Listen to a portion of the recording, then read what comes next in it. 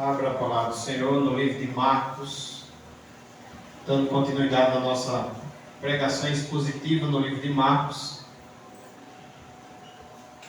Hoje iniciamos Marcos capítulo 3.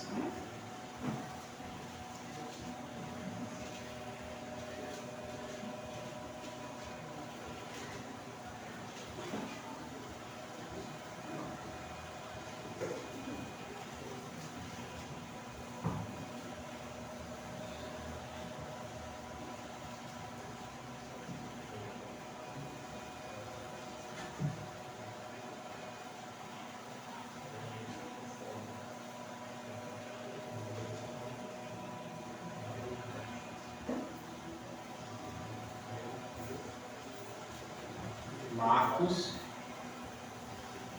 segundo Evangelho,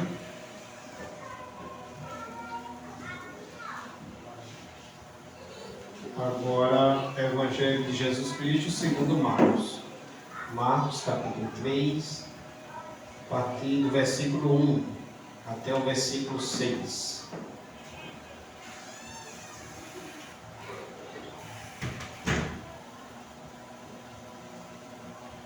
Amém? Amém.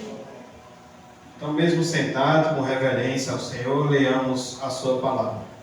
Marcos capítulo 3, a partir do versículo 1 ao 6, diz assim: De novo, entrou Jesus na sinagoga, e estava ali um homem que tinha ressequida uma das mãos.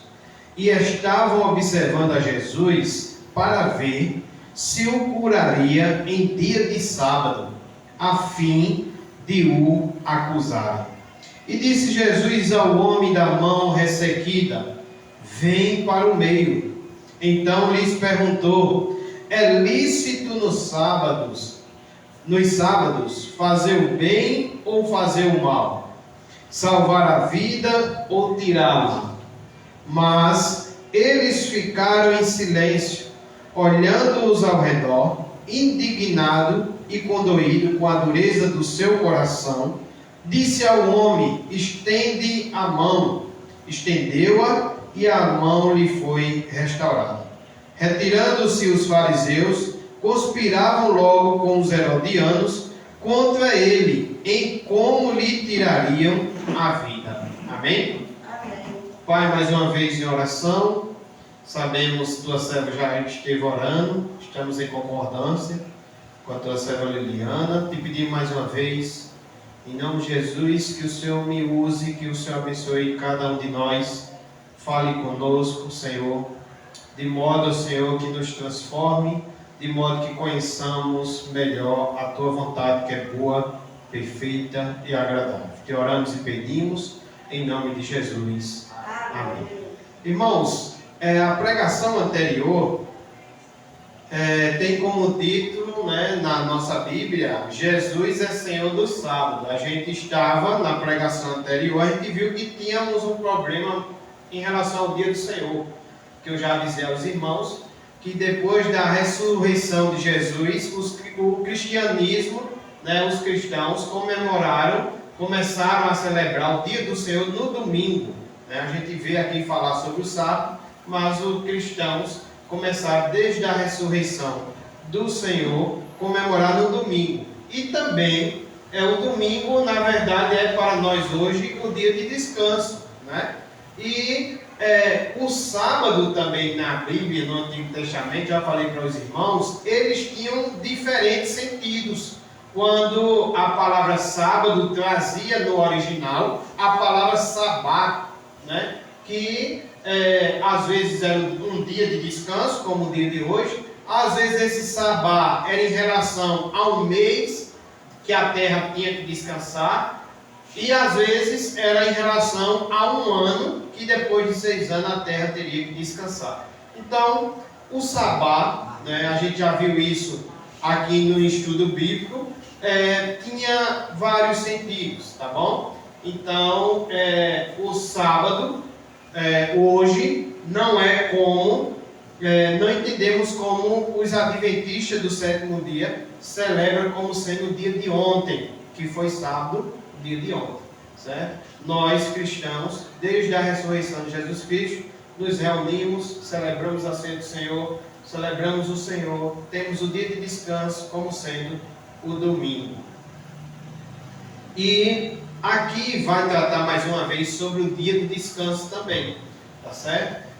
Tratou na pregação passada e agora vamos falar um pouquinho mais uma vez sobre isso. E o tema da nossa mensagem de hoje é sobre o valor de uma vida. Quanto vale uma vida? Para os fariseus, quanto valia uma vida? Para os escribas e fariseus, muitas vezes chamados de hipócritas pelo Senhor Jesus Cristo, quanto vale uma vida? Para Jesus Cristo, quanto vale uma vida? E você nessa noite é convidado a imitar não os escribas e os fariseus, mas é convidado a imitar nosso Senhor, mestre por excelência, nosso Senhor Jesus Cristo, Salvador. Então, na introdução, eu quero dizer aos irmãos, já disse o título, o valor de uma vida. Na introdução, eu quero dizer alguma coisa aos irmãos, que, por exemplo, há dois tipos de religião, a gente percebe aqui, pelo menos nesse texto, e a gente percebe muitas vezes no mundo também. A religião da vida e a religião da morte. A religião da vida, ela tem como finalidade que o homem adore a Deus e sirva aos homens. A religião da morte, ela não tem essa visão, ela aprisiona, as pessoas em rituais e tradições, muitas vezes feitas pelos próprios homens. A religião da vida adora a Deus e serve aos homens. A religião da morte se centraliza em regras humanas e oprime os aflitos. O William Barclay, nos ajudando nessa visão, ele diz que para o fariseu, a religião era um ritual que consistia em obedecer certas leis e normas. Leis e normas, irmãos, feitas pelo homem. Já a religião para Jesus era para servir a Deus e servir ao próximo. Então Jesus nos ensina sobre a verdadeira religião, que é a religião da vida. Ele tinha 3 compromissos no seu ministério, a gente observa. Já falamos um pouco sobre isso em algumas pregações anteriores, mas deixa eu lhe trazer. Primeira coisa que a gente observa, no versículo 1, ainda na introdução, é que o ministério de Jesus, ele é marcado, pelo desejo, pelo compromisso, pela vontade de ir à casa de Deus. Se você olhar no versículo 1, diz que de novo. Se você for olhar esse mesmo texto, que está também em Marcos, que está também em Mateus, estamos olhando o livro de Marcos, que está também em Lucas vai dizer que em outro sábado, ou seja, o Senhor tinha o prazer, é marca do seu ministério, era o que ele fazia, era ir à casa de Deus. Diz aqui o texto, de novo entrou Jesus na sinagoga. Lucas vai dizer em outro sábado, de novo, porque antes ele já tinha entrado na sinagoga. Lucas vai dizer em outro sábado, porque antes ele já tinha entrado na sinagoga. Então, é uma das suas marcas do seu ministério. Era uma dos seus compromissos fundamentais. Era ir à casa de Deus. Jesus tinha sempre esse costume de ir à sinagoga. Ele era assíduo à casa de Deus. Hoje, a Bíblia diz que ele está no meio dessa casa, no meio da sua igreja. E ele prometeu também estar conosco todos os dias até a consumação do século. Veja, marca fundamental do Senhor é ir à casa de Deus. Continua hoje indo à casa de Deus, está no nosso meio e continua hoje também fazendo em nós casa também de Deus. Amém? Outra coisa que a gente observa é que quando Jesus vai à casa de Deus, quando ele tem esse compromisso, é fundamental no seu ministério, a gente observa que tinha duas classes, pelo menos. A primeira classe era a classe de gente mirrada. O texto diz que de novo entrou Jesus na sinagoga e estava ali um homem que tinha ressequida uma das mãos, mirrada uma das mãos. Então, Jesus entra ali e encontra gente mirrada. Gente mirrada, irmãos, pode ser gente seco, murcho, cansado, esgotado, exausto, fatigado, e a igreja, a casa de Deus está cheia de gente assim. E havia um homem doente nesse texto, encolhido, um homem que estava machucado pelo que estava passando na vida, com a mão direita, Lucas nos diz que era a sua mão direita, seca naquela sinagoga. Possivelmente, os fariseus, irmãos, haviam trazido esse homem com o objetivo de acusar Jesus Cristo. Essa era a intenção dos fariseus. E aí a gente começa a observar, né, que há pessoas mirradas ainda hoje no meio da congregação, há gente com deficiências físicas ainda hoje, há pessoas no meio da congregação com deficiências emocionais e até também deficiências morais. Gente que carrega o peso dos traumas e das avassaladoras deficiências. Uma outra coisa que Jesus encontra na sua igreja, além de pessoas desse jeito, mirradas, necessitadas do Cristo, necessitadas do Senhor, ele também encontra pessoas incrédulas. Dentro da sinagoga, ele também encontra pessoas incrédulas. Ali estavam os escribas e fariseus, que o texto nos diz que eles estavam apenas observando Jesus. Os escribas e fariseus eram fiscais da vida alheia, o seguiam por onde quer que ele fosse, a fim de encontrar um motivo para acusá-lo. Se a gente observar o texto, no versículo 2, diz que estava observando a Jesus para ver se o curaria em dia de sábado. Ó no dia, né? Dia do Senhor. Será que poderia curar alguém? Os fariseus, para eles, só podia curar alguém se essa pessoa estivesse à beira da morte. Se não fosse à beira da morte, tinha que deixar esse caso para lá e obedecer o dia do Senhor. Certo? Que seria uma tradição de homens, quando a gente vê que deixa de socorrer um necessitado, deixa de fazer uma obra de necessidade, porque para os fariseus seria um pecado mortal. Tá certo? Então, para eles, só podiam socorrer se a pessoa estivesse à beira da morte. Se não fosse à beira da morte, não podia socorrer. E os fariseus estão ali, os incrédulos estão ali, para apenas observar e para tentar buscar algo para acusar o Senhor Jesus. Eles eram detetives e não seguidores de Jesus. Eles não estavam na sinagoga para buscar a Deus nem para ajudar o próximo. Eles foram à casa de Deus para criticar e acusar, em vez de alegrar-se com a libertação dos cativos. Hernandes Lopes, ele disse que há muitas pessoas que ainda hoje lotam as igrejas não para adorar a Deus, mas para observar a vida alheia e criticar o pregador. Ele também diz que muitos vão à igreja e saem libertos, salvos e perdoados. É o que eu desejo a vocês em cada culto. Que saiam salvos, libertos e perdoados.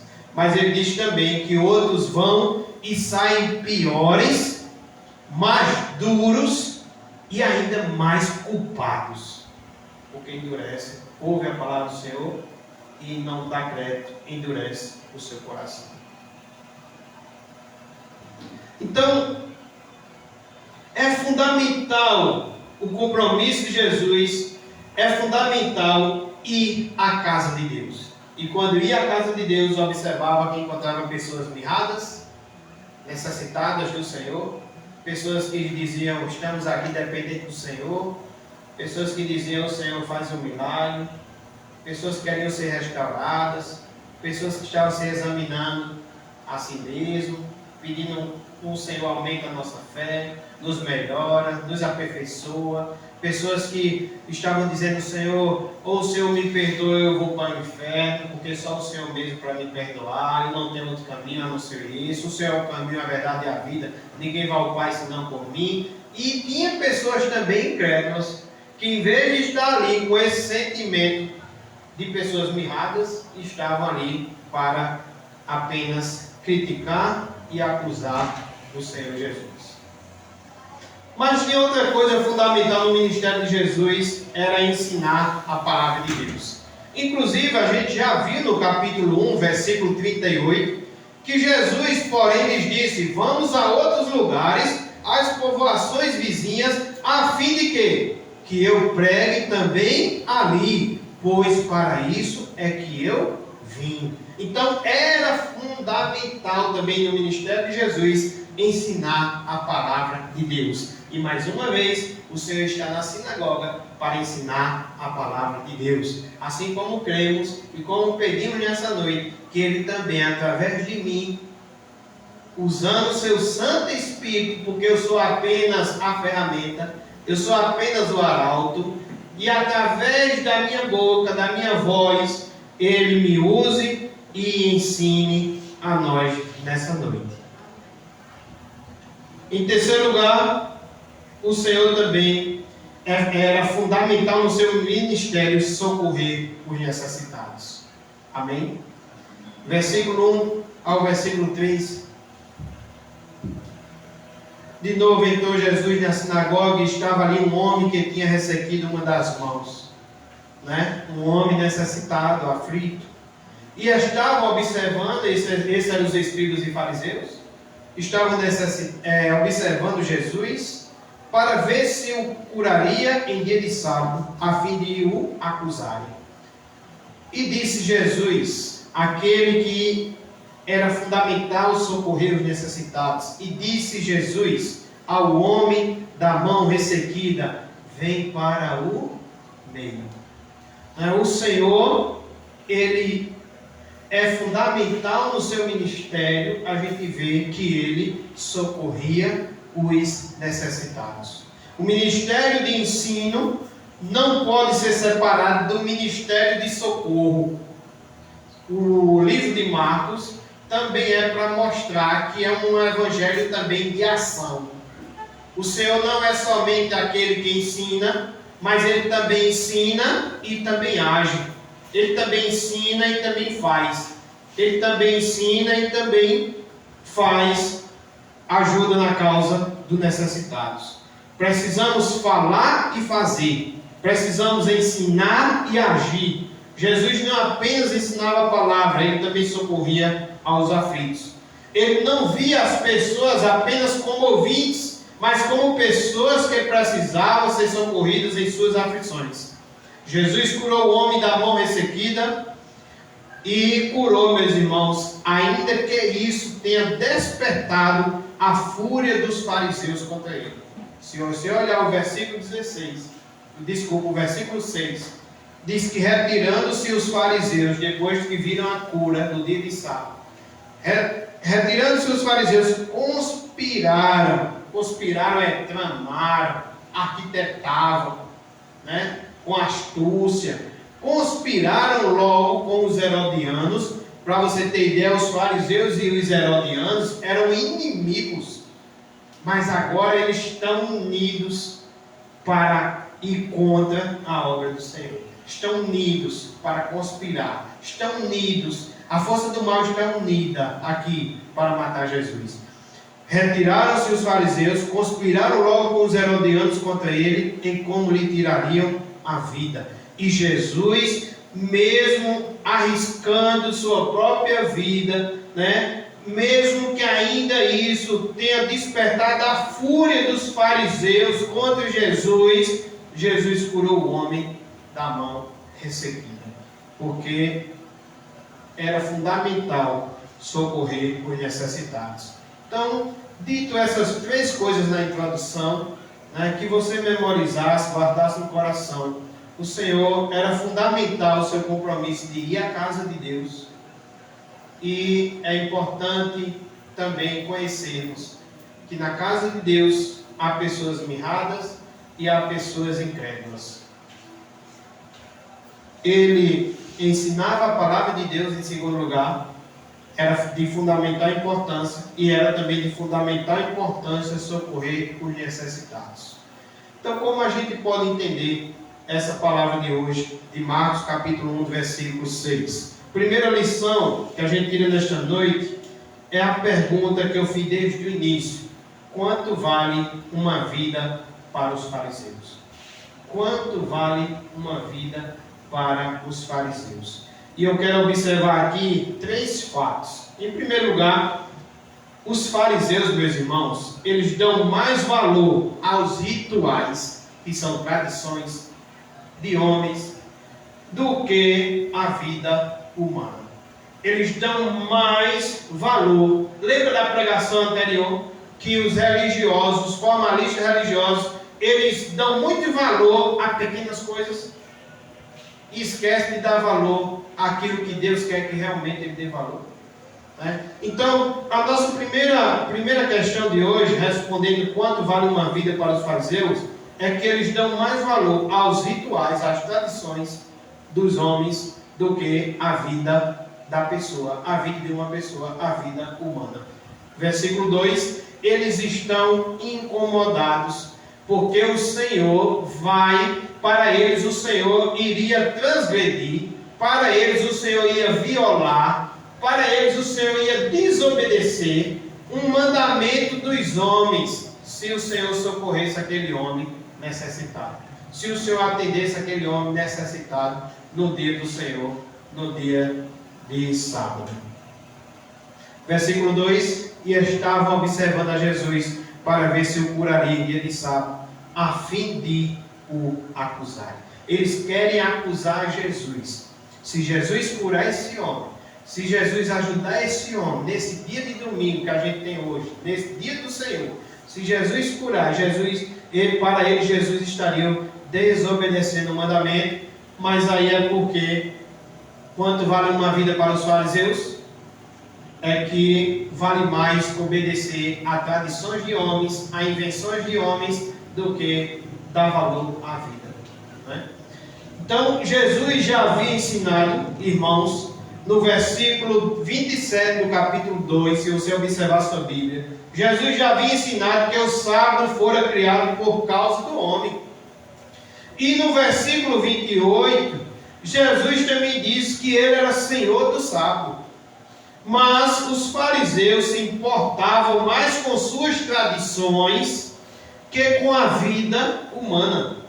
Os fariseus não viram no homem necessitado, eles não viram que era um homem aflito, necessitado, mas apenas viram uma oportunidade para que eles pudessem acusar Jesus como um violador do sábado. Eles não olham para o lado de que tem um homem ali necessitado, de que um homem ali que precisa do socorro do Senhor. Eles não olham como aqueles 4 homens que pegam o paralítico e levam até Jesus. Eles não olham para a vida, para o valor de uma vida. Eles olham para o lado de que se Jesus socorresse esse homem, estaria desobedecendo e violando o sábado. Era mais importante para eles proteger as suas leis, as suas tradições, do que libertar um homem do sofrimento. É importante também dizer aqui aos irmãos que o zelo desses fariseus não era pela palavra de Deus.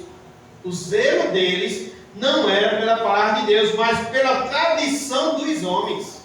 É importante dizer isso aqui, porque eles estavam zelando, era a tradição dos homens.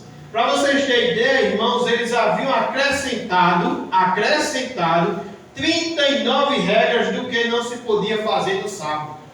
Eles pegavam a lei e acrescentavam as suas próprias interpretações do que não podia fazer no sábado. E entre essas regras estava o curar o enfermo. Então, para eles, no sábado não podia curar o enfermo. Só o perigo de vida teria servido como exceção, como eu disse aos irmãos. Só poderia socorrer se tivesse mesmo à beira da morte. O William Hendricks diz que os fariseus estavam valorizando muito mais os rituais criados pelos rabinos do que a ordem divina de amar e zelar pelo bem-estar do próximo. Então, eles estavam preocupados em obedecer tradições de homens e estavam esquecendo de amar o próximo como a si mesmo. John Charles Hill, mostrando a maldade do coração do homem, pensando aqui no caso dos fariseus, dos escribas e fariseus, ele diz o seguinte: era um dia de sábado, dia do Senhor, dentro de uma sinagoga, e mesmo sendo no dia de Deus, na hora da adoração a Deus, os fariseus estavam tramando o mal contra Jesus. No dia do Senhor, para mostrar a natureza do ser humano. No dia do Senhor, dentro da sinagoga, em lugar de adoração a Deus, estão os escribas e fariseus tentando, tramando como fazer para matar Jesus. O entendimento cego dos fariseus, ao verem Jesus curando o homem no sábado, levaram-nos à conclusão de que a autoridade de Jesus não procedia de Deus. Mas Jesus revelou que as tradições dos escribas e fariseus eram ridículas. Deus, meus irmãos, é Deus de pessoas e não Deus de tradições inventadas pelos homens. O melhor tempo para socorrer alguém é quando ele está passando por uma necessidade. Antes de defendermos nossas tradições, precisamos perguntar: essas tradições que estamos defendendo, elas servem aos propósitos de Deus? Essas tradições que estamos defendendo, elas revelam o caráter de Deus? Essas tradições que estamos defendendo têm base bíblicas?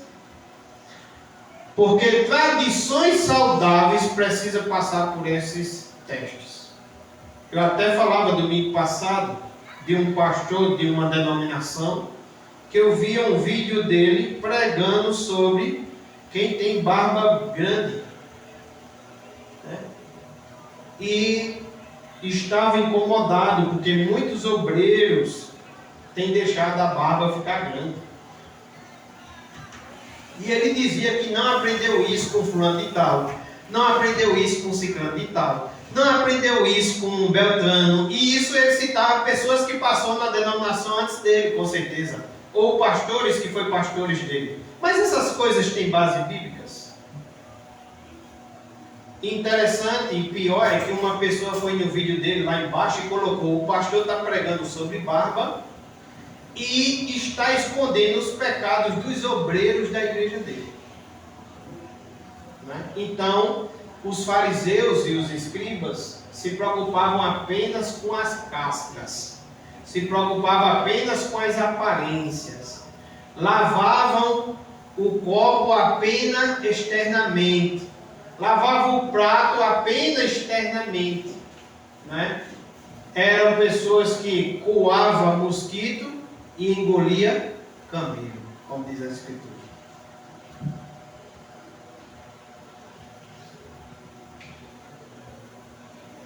Então, meus amados, quanto vale uma vida para um fariseu? Em primeiro lugar, eles dão mais valor aos rituais, tradições, do que à vida humana. Não faça isso. Em segundo lugar, eles dão mais valor à aparência do que à verdade. Eles estavam observando para acusar Jesus, como diz o versículo 2,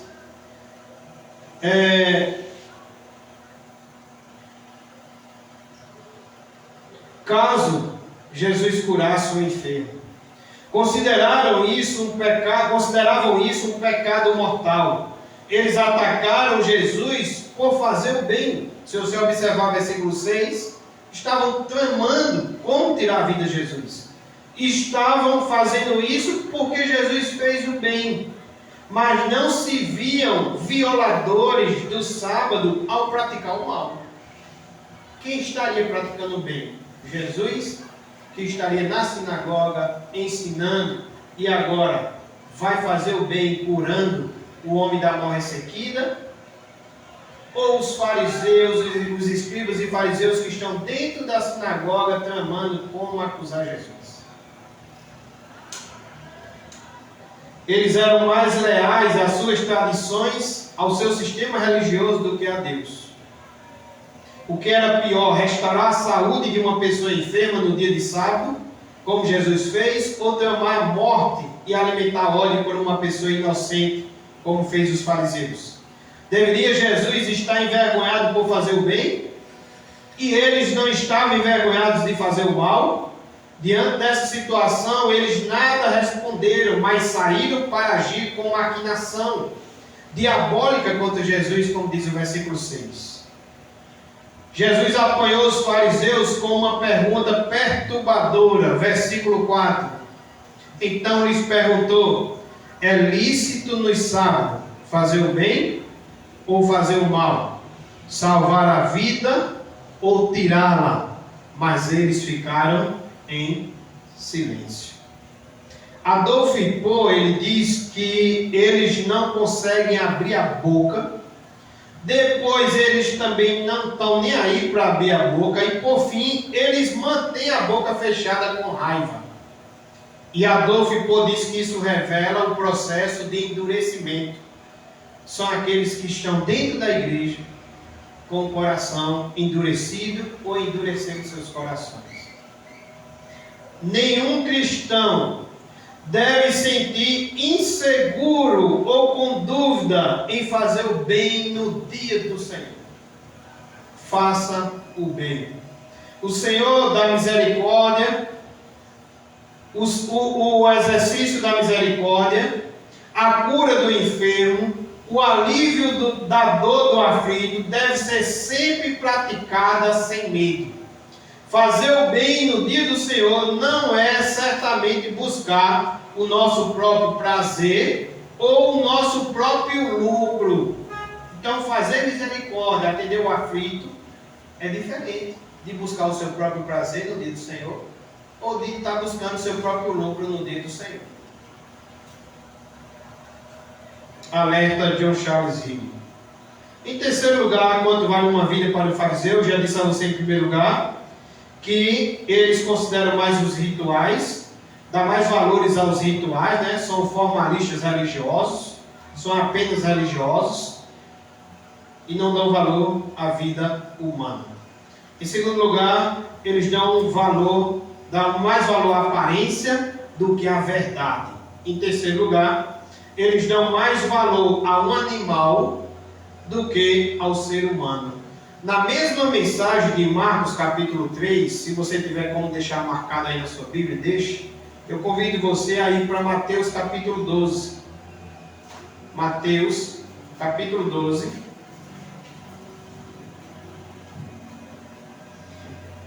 Eles dão mais valor ao animal do que ao ser humano. Mateus capítulo 12, 11 e 12, diz o texto.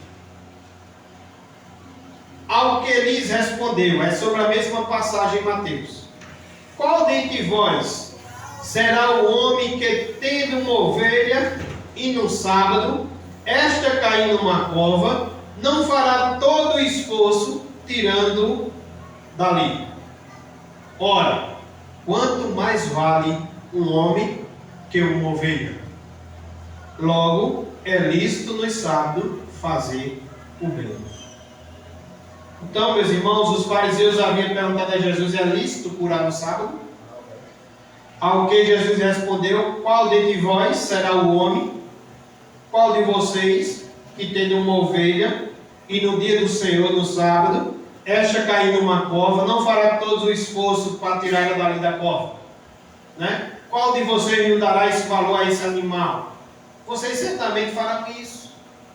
Aí o Senhor diz: ora, quanto mais vale um homem que uma ovelha. Se vocês fazem isso por uma ovelha, se vocês fazem isso por um animal de vocês, por que não fazer isso por um homem que vale muito mais do que um animal?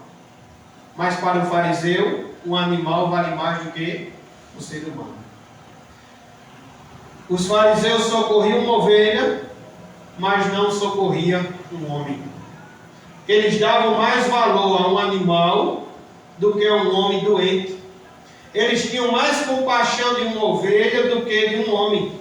Valorizavam mais os seus rituais, suas tradições formalistas, suas regras, suas normas, os animais, o dinheiro, do que o ser humano, do que a vida. Então, esse é o valor de uma vida para o fariseu. Mas eu quero convidar você a imitar quanto vale uma vida para Jesus. Capítulo de Marcos, capítulo 3, chegamos à nossa segunda lição. Quanto vale uma vida para Jesus? Marcos capítulo 3, a partir do versículo 3. E disse Jesus ao homem da mão ressequida: vem para o meio. Então lhes perguntou: é lícito no sábado fazer o bem ou fazer o mal? Salvar a vida ou tirá-la? Mas eles ficaram em silêncio. Versículo 5.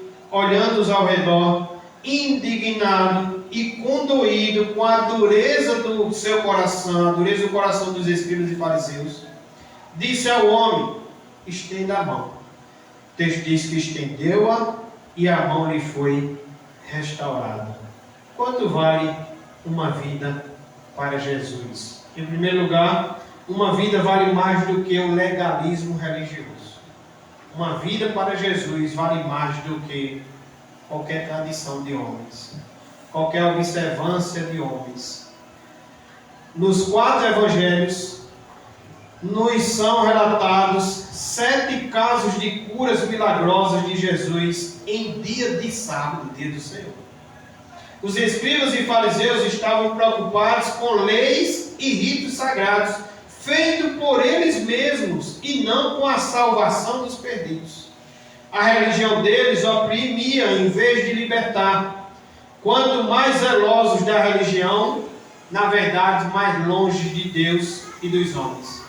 Eles se julgavam melhores do que os outros. Eles tinham medo de se envolver com as pessoas necessitadas. Jesus tocou no profundo da questão quando perguntou aos fariseus: é lícito no sábado fazer o bem ou fazer o mal? Salvar a vida ou tirá-la? Mas eles ficaram em silêncio.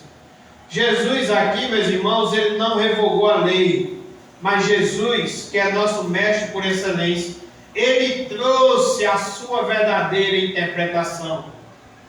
Como eu disse, eles queriam interpretar pela causa deles e acrescentando 39 regras a mais.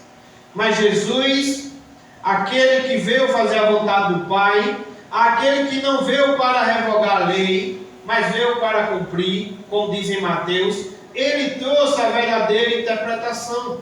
Jesus traz o sábado para a sua luz, para a sua verdadeira interpretação, destacando que o bem sempre deve ser feito no dia do Senhor, no sábado, e no dia do Senhor o mal também deve ser proibido. O teólogo chamado Adolfo Hippoi, ele comenta o seguinte, ele diz: para Jesus, o sábado é para fazer o bem. O sábado pretende ser uma festa de amor a Deus e amor aos outros. O essencial do descanso objetivo por Deus não consiste em estar livre do fazer, mas em estar livre do fazer sob a pressão da produtividade. Pessoas que fazem coisas por prazer ou buscando lucro. Quem está preocupado só em não fazer nada no dia do Senhor é culpado de parar de fazer o bem.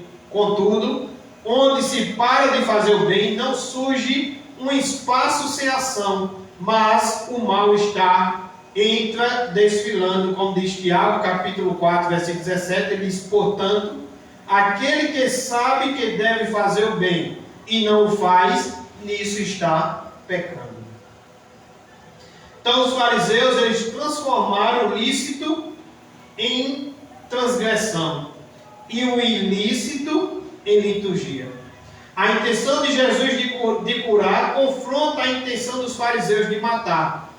O sábado deles não tem mais poder para curar, só para matar. Na defesa do sábado, eles o estavam transgredindo da forma mais berrante. Então, a gente observa que para Jesus uma vida vale mais do que o legalismo, religioso. Em segundo lugar, quanto vale uma vida para Jesus? Uma vida vale mais do que os bens materiais.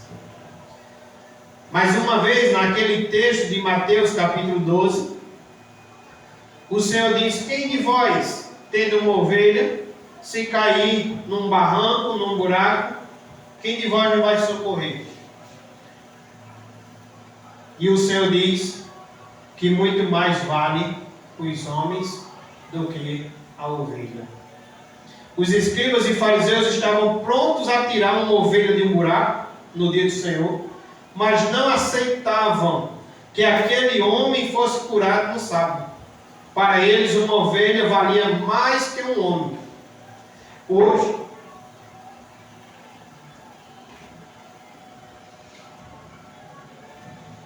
Hoje, meus irmãos, muitos valorizam mais as coisas que as pessoas. Usam as pessoas e amam as coisas. Hoje a sociedade valoriza mais o ter do que o ser. Temos mais pressa em cuidar dos animais do que das almas que perecem. Tem gente que ama mais um cachorrinho de estimação do que as pessoas doentes, necessitadas e aflitas. Temos mais pressa em ganhar dinheiro do que ver os perdidos serem alcançados. Quanto vale uma vida para Jesus? Em terceiro lugar, uma vida vale a sua própria vida.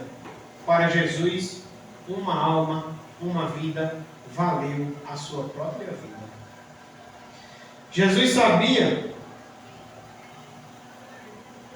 que a cura daquele homem da mão mirrada resultaria em uma perseguição a ele, que terminaria em sua morte na cruz. A partir dali, os fariseus começaram a perseguir a Jesus e a tramar com os herodianos a sua morte, como diz no versículo 6. Os fariseus, como eu já disse, e os herodianos não tinham nada em comum. Assim, os fariseus e herodianos, inimigos históricos, se uniram para tramarem a morte de Jesus. Os grupos inimigos se ajuntaram, esqueceram de suas rivalidades e agora se unem por causa do ódio ao Senhor. Adolf Poe diz, mais uma vez, que o amor de Jesus pelo ser humano defeituoso é maior que a preocupação com a sua própria vida, com a sua própria segurança. Versículo 6 a gente viu. E Jesus, que conhece nossos corações, que conhece o coração de quem estava na sinagoga, que conhece quem eram as pessoas mirradas, que conhece quem eram os incrédulos, Jesus sabia quem estava tramando também contra ele. E mesmo sabendo disso, pelo amor de Jesus pelo ser humano defeituoso, Jesus mostra esse amor que é maior que a preocupação pela sua própria vida, pela sua própria segurança. Jesus se dispôs a morrer para salvar aquele homem. Jesus está dizendo que vale a pena dar a sua vida para aquele homem, para que aquele homem fosse liberto.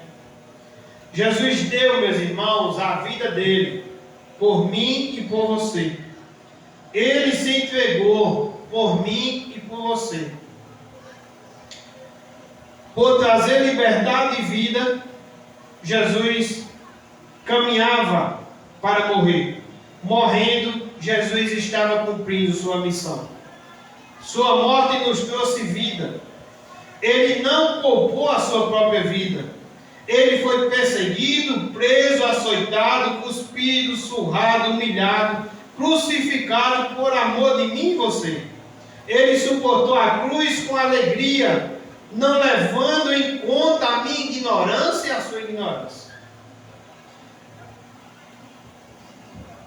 A mesma coisa o Senhor também nos convida a amar nossos irmãos. 1 João, capítulo 3.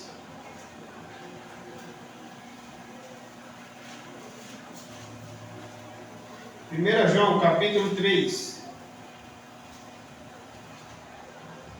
A partir do versículo 10.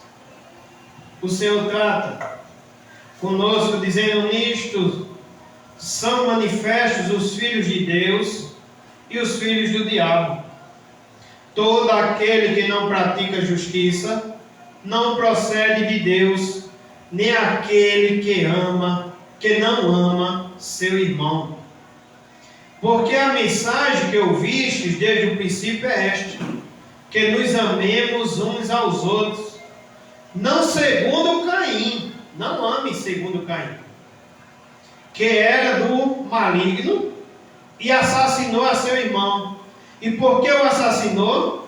Porque as suas obras eram más e as de seu irmão justas. Irmãos, não vos maravilheis se o mundo vos odeia.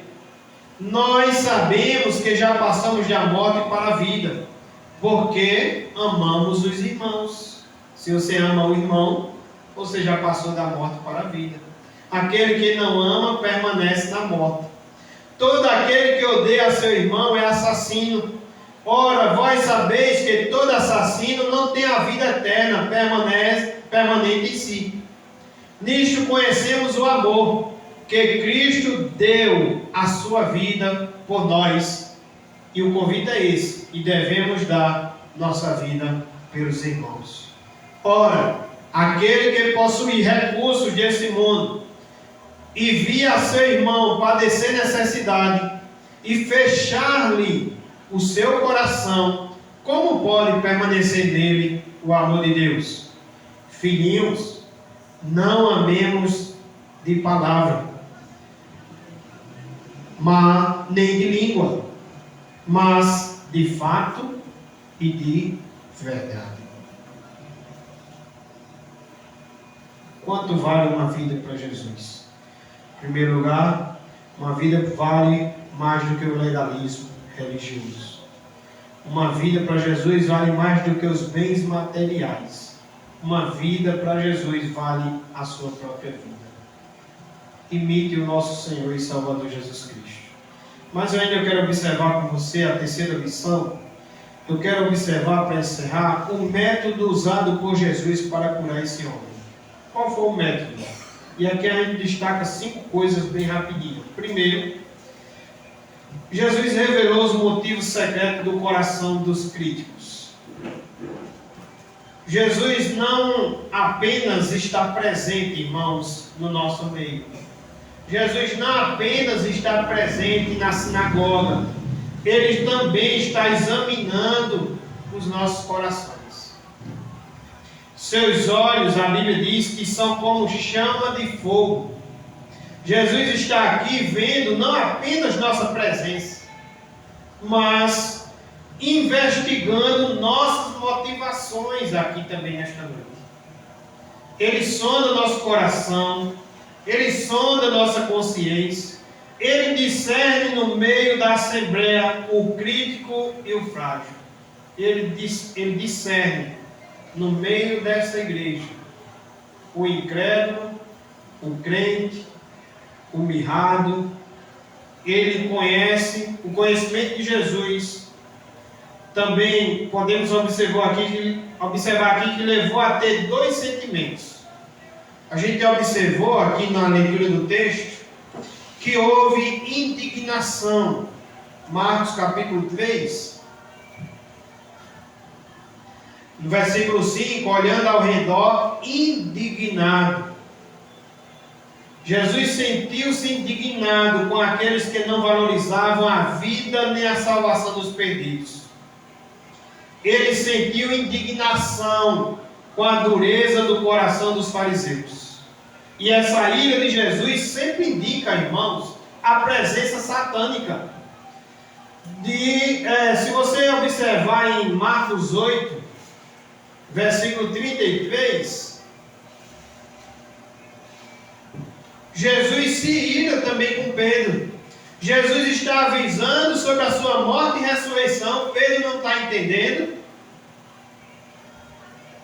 Versículo 8, 32 diz: mas Pedro, chamando-o à parte, começou a reprová-lo. Pedro começa a reprovar Jesus, porque Jesus está dizendo que era necessário que o Filho do Homem sofresse muitas coisas, fosse rejeitado pelos anciãos, pelos principais sacerdotes, pelos escribas, fosse morto e que depois de 3 dias ressuscitasse. E isto ele expunha claramente, mas Pedro, chamando-o à parte, começou a reprová-lo. Versículo 33, Jesus irado, Jesus indignado. Jesus, porém, voltou-se e fitando os seus discípulos, repreendeu a Pedro e disse: arreda, Satanás. Então, essa ira de Jesus mostra que havia ali, no comportamento do endurecimento do coração dos escribas e fariseus, uma obra satânica. E Jesus fica indignado. Jesus usou sua ira, mas precisamos aprender com Jesus também, que ele usou sua ira para encontrar soluções construtivas e corrigir o problema, curando o enfermo, em vez de usá-la para destruir as pessoas. Então, J.C. Riley, quando ele está comentando em seu livro sobre isso, ele diz que nós devemos ter cuidado quanto à nossa ira. A Bíblia diz que a justiça deve vir de Deus. Jesus aqui está indignado, está irado, mas Jesus não usa sua ira para destruir as pessoas. Jesus usa, não é?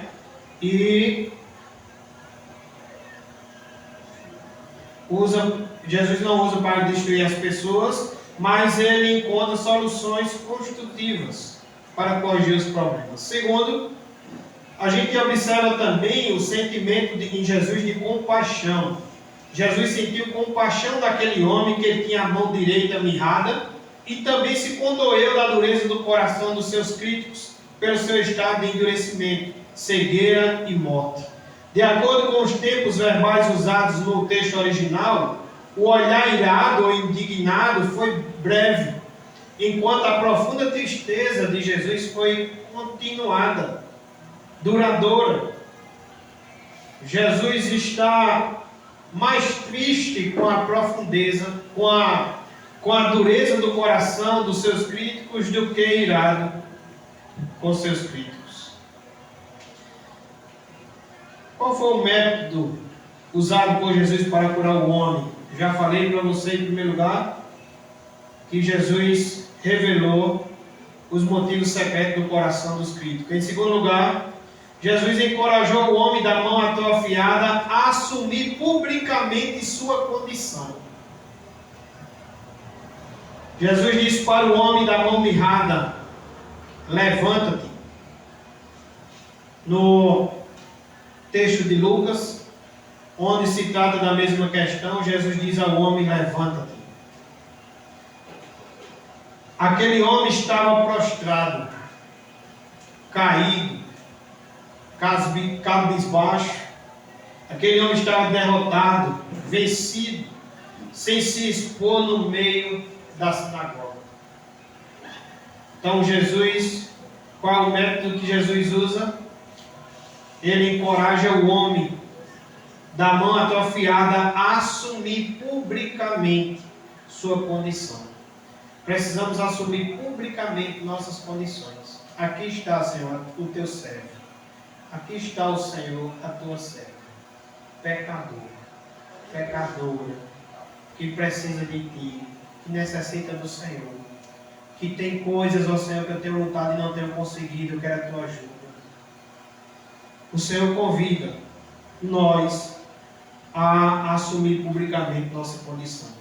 Em terceiro lugar, Jesus encorajou o homem da mão atrofiada a vencer os seus complexos. Jesus disse para o homem no versículo 3: e disse Jesus ao homem da mão ressequida: vem para o meio. O que é que isso significa, irmãos? Vem para o meio. Aquele homem, ele vivia se escondendo. Tinha vergonha da sua mão seca. Tinha complexos de inferioridade. Tinha vergonha do seu corpo. Aquele homem tinha traumas que ainda não haviam sido curados. Ele vivia isolado ao redor, escanteado, se escondendo por causa de suas emoções pisadas e de uma autoestima abatida.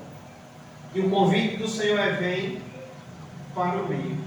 O convite do Senhor nunca é para nós que estamos aflitos, para nós que precisamos nos apresentar publicamente como necessitados do Senhor. Nunca é de se afastar do Senhor, é de se achegar ao Senhor. O Senhor diz: vem para o meio. Antes de curar-nos, Jesus quer que nos despojemos de toda máscara. Temos como exemplo, por exemplo, Eliseu, ao curar Naamã, ele mandou mergulhar no Rio Jordão 7 vezes. Por quê? Para que ele se despojasse de sua armadura e assumisse publicamente que era leproso. Ainda em quarto lugar, qual é o método de Jesus para nos curar, para curar esse homem? Encorajou o homem da mão atrofiada a exercitar sua fé. No versículo 5, olhando-os ao redor, indignado e condoído com a dureza do seu coração, disse ao homem. Jesus convida agora o homem a exercitar sua fé, quando ele diz: estende a tua mão. No texto de Lucas, o médico Lucas nos informa que era a sua mão direita e ela estava ressequida. A palavra grega traz a ideia de secar, ficar seco, murchar, ficar murcho. O imperfeito indica um estado ressequido e talvez demonstre que não era de nascimento, mas que era o resultado de lesões causadas por acidente ou por enfermidade. Aquela era uma causa perdida, mas Jesus lhe dá uma ordem. Aquele homem deveria exercitar sua fé e fazer o impossível mediante a palavra de Jesus. A ordem de Jesus: o membro seco relaxou-se e o que estava imóvel começou a se mover. Alguns exemplos, irmãos, de exercício de fé. Temos, por exemplo, na pescaria fracassada. Jesus disse a Pedro: faze-te ao largo e lançai as vossas redes para a pesca. Pedro atendeu a ordem de Jesus e apanhou grande quantidade de peixes. Temos outro exemplo, no tanque de Betesda. Jesus disse para um homem que estava preso à sua cama como paralítico há 38 anos: levanta-te, toma o teu leito e anda. Diz o evangelista João: imediatamente o homem se viu curado e, tomando o leito, pôs-se a andar. Lázaro estava morto havia 4 dias. Mas Jesus dirige-se ao morto e clama em alta voz: Lázaro, vem para fora. O morto, ouviu a voz de Jesus e voltou à vida. O Senhor nos convida a exercitar a fé. Em quinto lugar e último, realizou na vida do homem da mão atrofiada um grande milagre. Versículo 5 diz que estendeu-a. Depois que ele disse estenda a mão, versículo no finalzinho diz: estendeu-a e a mão lhe foi restaurada. A semelhança do que aconteceu com o leproso e com o paralítico, Jesus deu a esse homem sua vida de volta. Jesus curou neste homem, meus irmãos, a sua autoestima e o seu corpo. A cura foi imediata e completa. Tratamentos seguintes e outros exames não se fizeram mais necessários. O evangelista Marcos nos informa que no mesmo momento que o homem atendeu a ordem de Jesus, a sua mão foi restaurada. Estende a mão. Estendeu-a e a mão lhe foi restaurada. Porque, meus irmãos, Jesus tem todo o poder e autoridade para sondar os nossos corações, mas também para curar os enfermos. Eu quero concluir trazendo para você uma fala de J.C. Rilo acerca do sábado, do dia do Senhor. Achei bastante interessante. Ele diz assim: diante das palavras de nosso Senhor, crente algum precisa hesitar ou ter dúvida em fazer qualquer obra realmente boa no domingo. o dia do Senhor. Uma verdadeira obra de misericórdia, como a de ministrar os enfermos, ou a de procurar aliviar as dores dos que sofrem, sempre pode ser realizada sem nenhuma dúvida. A santidade com a qual o quarto mandamento, que é o mandamento de guardar o dia do Senhor, reveste o dia do Senhor, não é invalidada em nenhum sentido por qualquer coisa boa que se possa realizar nesse dia. Todavia, e aqui vai uma observação, todavia, cumpre-nos cuidar para que o princípio aqui estabelecido por nosso Senhor não seja alvo de abusos e nem seja transformado em algo negativo.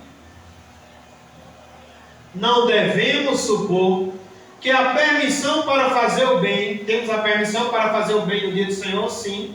Ele diz, não devemos supor que a permissão para fazer o bem subentenda que cada um de nós deve procurar os seus próprios prazeres no domingo. Precisamos no dia do Senhor lembrar que à noite tem culto, irmãos. Precisamos no dia do Senhor lembrar que precisamos estar orando ao Senhor para a noite, já que não tem escola bíblica pela manhã, e se tivesse deveríamos participar. Eu até já disse outro dia aqui, essa igreja deveria ter escola bíblica pela manhã, à tarde evangelismo e à noite culto. E não seria nenhum mal você participar das 3 atividades, é dia do Senhor, não é seu dia, é dia do Senhor. Então, e não há também, se você falta em algum desses momentos para socorrer alguém que está necessitado, não há nenhuma quebra também do quarto mandamento. Você foi socorrer alguém que estava realmente necessitado, ou você foi fazer uma obra de necessidade, você não quebrou esse mandamento. Mas J.C. Hiller nos chama a atenção, não aproveite isso para achar que no domingo você pode procurar qualquer coisa para o seu prazer. E até já foi dito aqui nesta noite que socorrer alguém, ajudar o necessitado, na verdade, não nos traz muito prazer e nem lucro, né? Não estamos atrás de prazer nem de lucro, é o amor mesmo. E ele diz que a gente não pode aproveitar o fazer o bem para no domingo procurar os nossos próprios prazeres. Aí ele continua, a permissão para fazer o bem nunca teve por finalidade abrir as portas para diversões. Ele está dizendo, quando o Senhor fala que devemos fazer o bem, Ele não está abrindo a porta para no domingo você ir para diversões e faltar às atividades com o Senhor, as atividades de necessidade que possa parecer ou culto. Ele diz, olha, aqui não abre espaço para diversões, festividades mundanas, viagens, passeios e satisfação sensual. Também nunca teve a finalidade de servir de licença para passeios, turismo ou visitas a feiras e exposições no domingo. Essas coisas, quando feitas no domingo, não fazem bem a qualquer que seja e certamente prejudicam a muitos. Furtam empregados de seu descanso semanal. Porque além de eu ir fazer essas coisas, eu vou exigir que tenha pessoas também que estejam trabalhando no dia do descanso. Ele disse, então isso não faz mal, não faz bem a qualquer pessoa. Transformam o domingo de milhares de pessoas num dia de árduos labores. Tenhamos cuidado para não pervertermos o significado correto das palavras de nosso Senhor. Lembremos que o tipo de fazer o bem no domingo foi sancionado pelo seu bendito exemplo. Foi sancionado pelo exemplo de Cristo. Cristo socorreu um homem que estava com a mão mirrada, que necessitava do seu socorro. Indaguemos a nós mesmos se há a mais leve semelhança entre as obras realizadas por nosso Senhor no sábado, no dia do Senhor, e aquelas formas de passar o domingo que muitos reivindicam, embora ousem apelar para o exemplo deixado por nosso Senhor. Recorramos ao significado claro das palavras de nosso Senhor e firmemo-nos nelas. Cristo nos proporciona a liberdade de fazer o bem no domingo, mas no tocante às festas, turismos, diversões e excursões, Ele não nos dá nenhuma liberdade.